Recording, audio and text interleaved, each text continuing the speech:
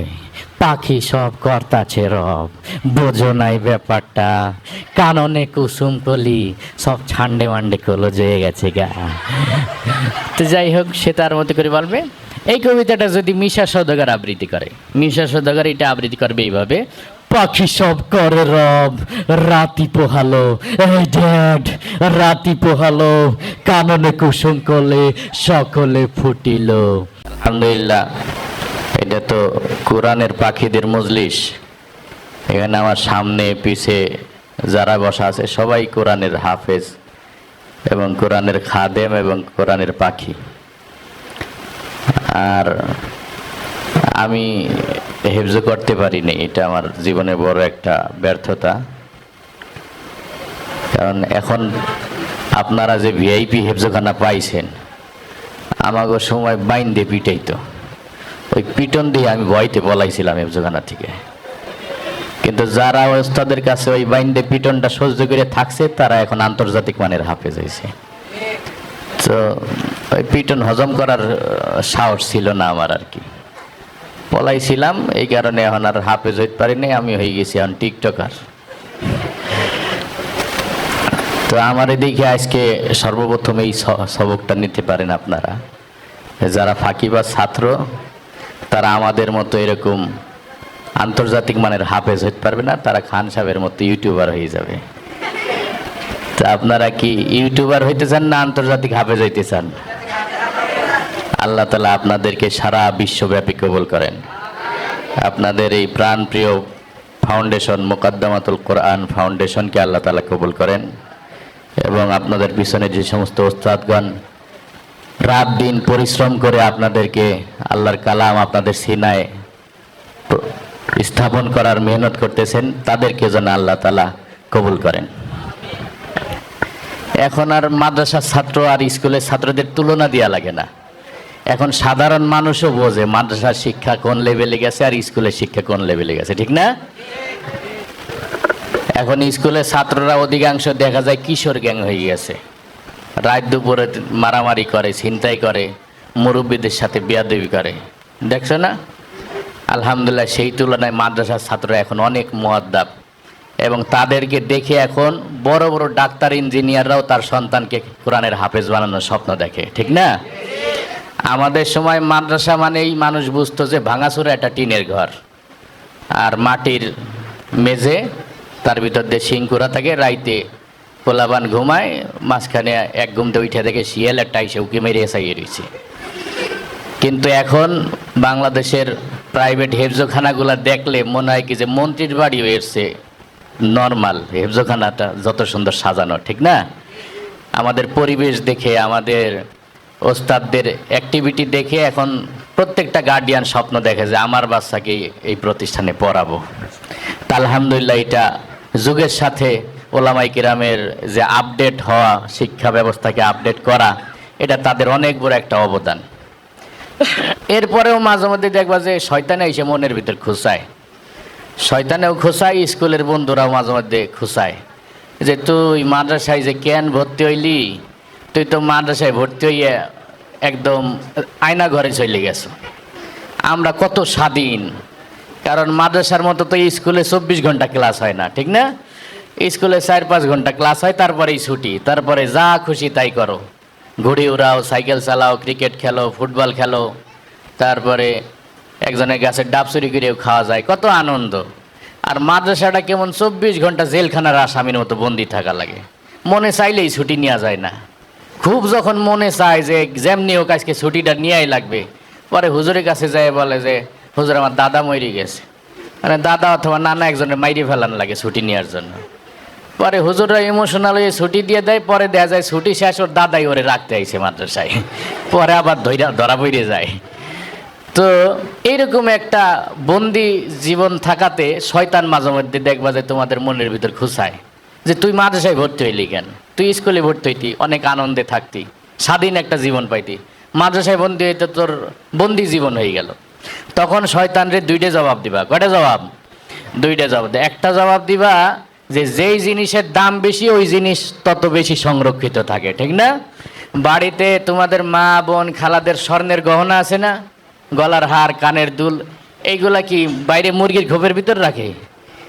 বাসার ভিতরে স্টিলে আলমারি থাকে, ওই আলমারির ভিতরে আবার দেখবা যে ছোট ডয়ার থাকে, গোপন ডয়ার, ওইটা আবার তালা চাবি সিস্টেম, ওই ডয়ারের মধ্যে সংরক্ষণ করে রাখে, কারণ এটা একটা দামি সম্পদ, এটা যদি চুরি হয়ে যায় এটা কিনতে খবর হয়ে যাবে। আর হাঁস মুরগি বাইরে খোপের ভিতর রেখে দেয়, কারণ এটা 500-1000 টাকা দাম, একটা খাটাইছি নিয়ে গেলে আর একটা কিনা যাবে, সমস্যা নাই। ডিম পাড়া একটা মুরগি চলে গেলে আবার আর একটা ডিম পাড়া মুরগি কিনা যায় সাথে সাথে বাজারে গেলে। কিন্তু স্বর্ণের একটা গহনা হারাই গেলে সহজে কিনতে পাওয়া যায়? ও কিনতে অনেক কষ্ট, টাকা গোছানো লাগে, মাঝে জমিও বেচা লাগে একটা গহনা বানানোর জন্য। তো মাদ্রাসার ছাত্ররা হইলো ওই স্বর্ণের গহনার চাইতেও দামি সম্পদ, ঠিক কিনা? এই কারণে ওস্তাদরা সংরক্ষণ করে রাখে, কারণ এই জিনিস চোরে নিয়ে যাবে না। মাদ্রাসার ছাত্র চুরি করার মতো চোর আছে না? কেডা সেটা? ইবলিস, শয়তান, জন্মের বড় চোর। যেটারে চুরি করতে পারে মাদ্রাসার ছাত্র, ওইটা দেখবা যে স্কুলের ছাত্র সে বেশি ক্রিমিনাল হয়। ওইটার নিয়ে যেয়ে দেখবা যে মোটর সাইকেল গ্যারেজের ইঞ্জিনিয়ার বানায়, নাইলে অটোর পাইলট বানায়, নাইলে নসিমনের পাইলট বানায়। আর যত খারাপ দেখবা যে যেটা মাদ্রাসা থেকে পলাইছে ওইটাই করে, কারণ শয়তান ওইটার পিছনে মেহনত করে করে চুরি করে নিয়ে আইছে। এই কারণে ওস্তাদরা এই দামি সম্পদগুলোকে আটকায় রাখে, যাতে ইবলিস শয়তান চুরি করতে না পারে, ঠিক কিনা? আর স্কুলের ছাত্র হাঁস মুরগির মতো, ওই 2-4টা খাটাইছে নিয়ে গেলে সমস্যা হয় না।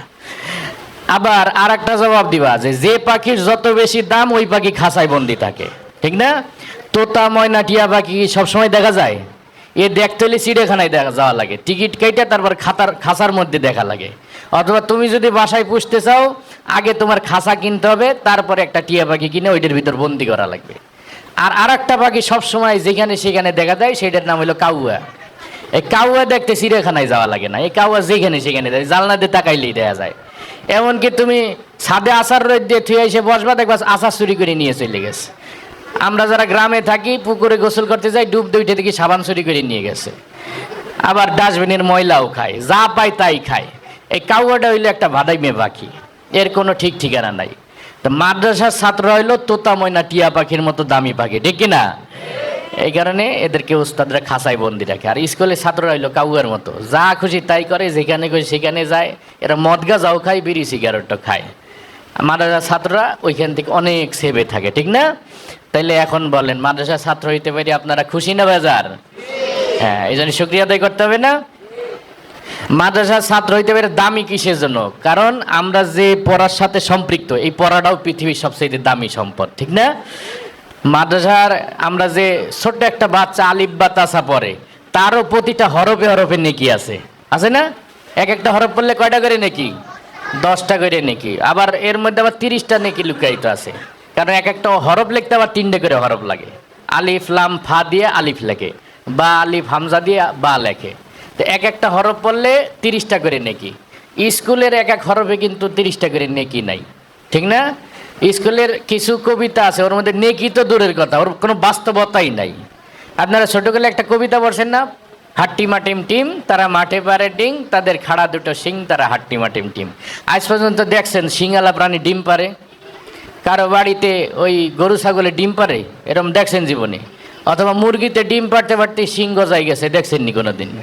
তাইলে এমন একটা কবিতা পড়াইলো, এর মধ্যে নেকি তো দূরের কথা, বাস্তবতাই নাই, ঠিক না? আর আমরা এমন সবক পড়ি, একটা হরফ পড়লে 30টা করে নেকি পাওয়া যায়। আবার আমাদের নুরানির একটা ছাত্র আইসে জীবনের প্রথম যে সবকটা শেখে, সেই সবকের সাথে তার সৃষ্টিকর্তার পরিচয় করায় দেয়। ওরে বলে যে আলিফে আল্লাহ, বাতে বাইতুল্লাহ, অর্থাৎ ও বই খোলার সাথে সাথে ওকে বলে দেওয়া হয় যে আল্লাহ বলতে কিন্তু একজন আছে, খবরদার অকাম কুকাম কিছু করবা না। তারপরে বাতে বাইতুল্লাহ, তোমার দ্বারা যদি ভুল ত্রুটি হইয়াও যায় কোনো সমস্যা নাই, আল্লাহর ঘর আছে বাইতুল্লাহ, ওইখানে যাই হাজিরা দিয়ে তুমি মাপ চাই নাও, মাপ পাই যাবা। আর স্কুলে যাইয়ে পোলাপান বই খোলার সাথে সাথে কয় সরোয়াতে অজগর আসলো, তাই রে মানে বই খুল দিস না, খুললে কিন্তু অজগর সাপে কামড় দেবে।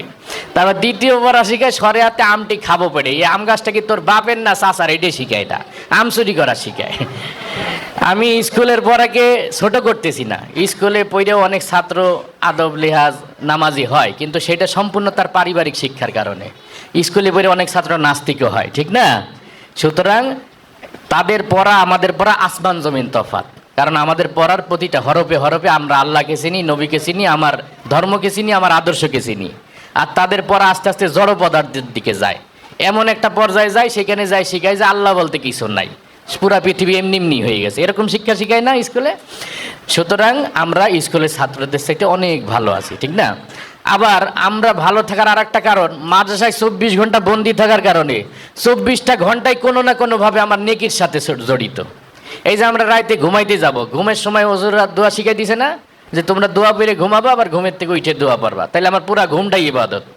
আবার ঘুম থেকে উঠে আমরা টয়লেটে যাই, টয়লেটে ঢুকার সময় দোয়া পড়ে ঢুকি, আবার বাইরে হই দোয়া পড়ে, তাইলে আমার টয়লেটটাও ইবাদত হয়ে গেল।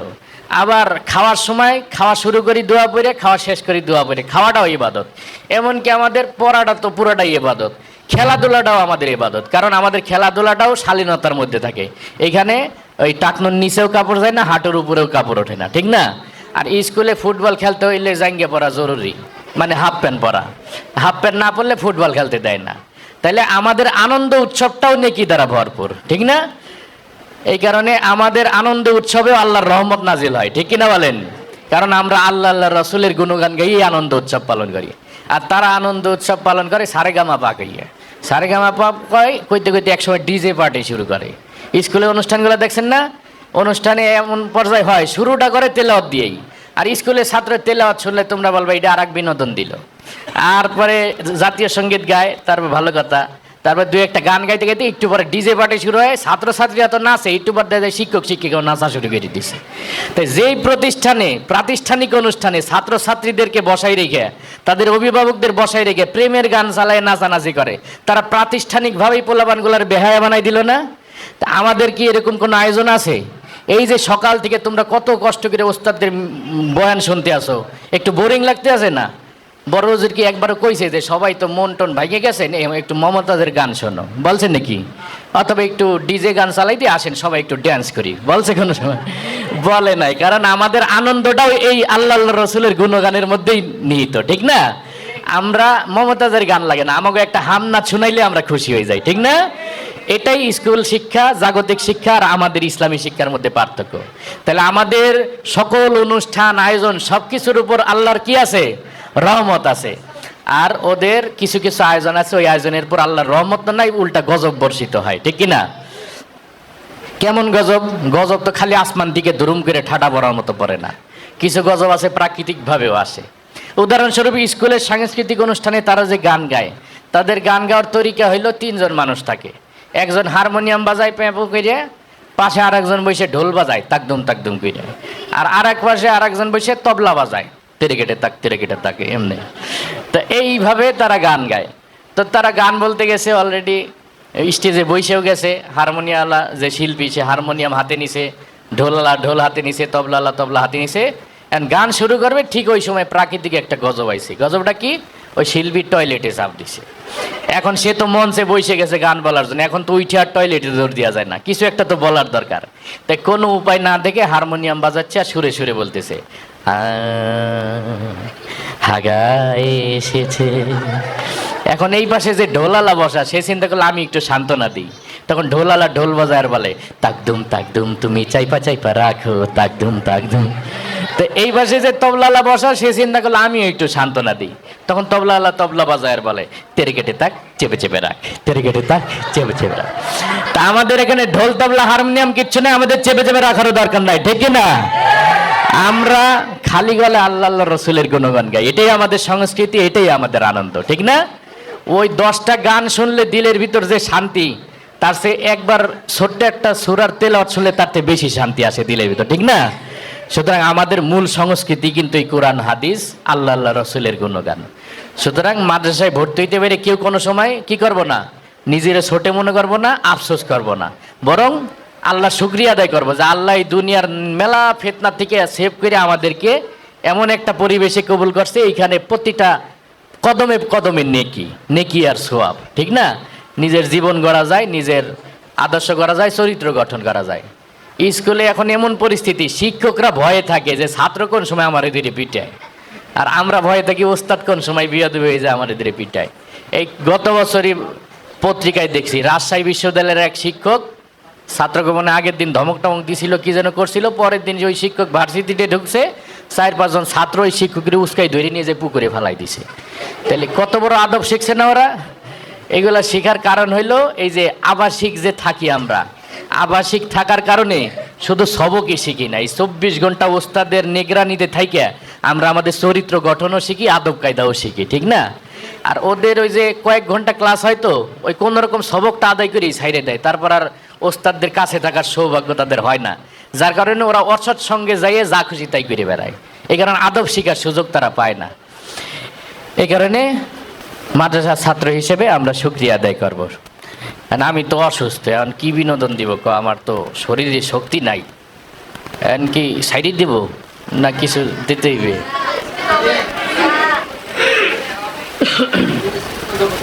আচ্ছা, ওই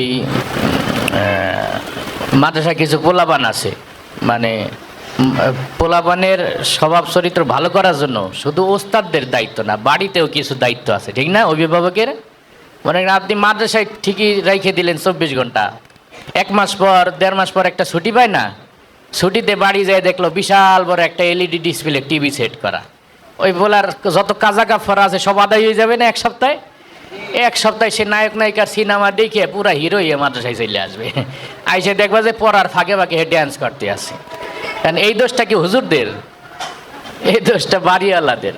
কারণ পোলা মাদ্রাসায় দিছে ঠিকই, কিন্তু বাড়ি আবার একটা ডিসপ্লে লাগাই দিছে, ওর ভিতর ওই নাচ গান সবই চলতে আছে।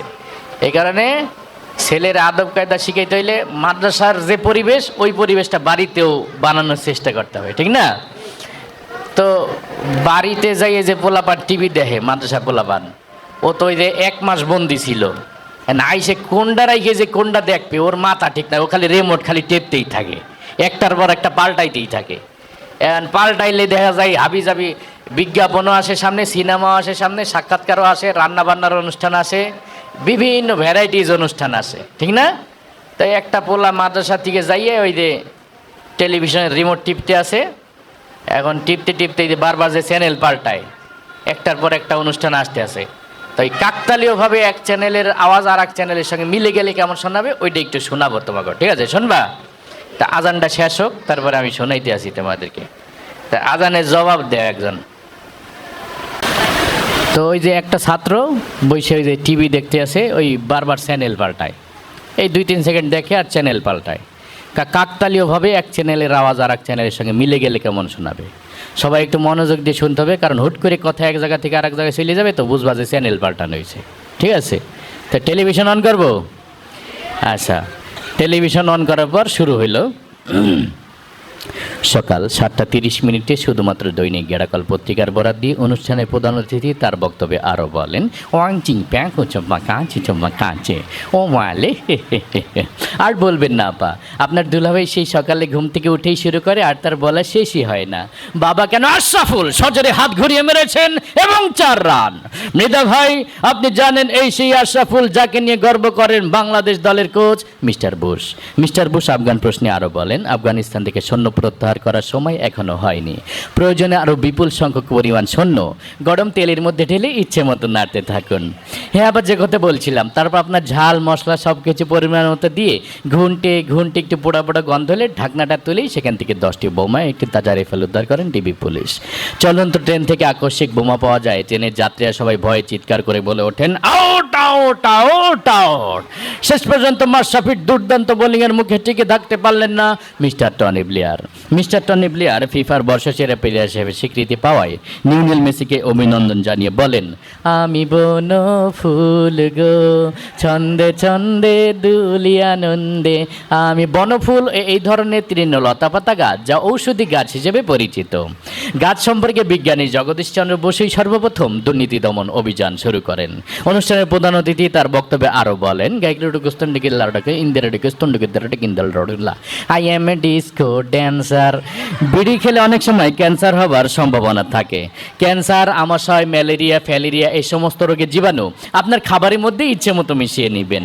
হ্যাঁ, আবার যে কথা বলছিলাম, এগুলো যখন আপনার খাবারের সঙ্গে মিশাবেন তখন আপনি লক্ষ্য করে দেখবেন সোজাসুজি স্টেট খাবার অঞ্চল দিয়ে সীমানার বাইরে।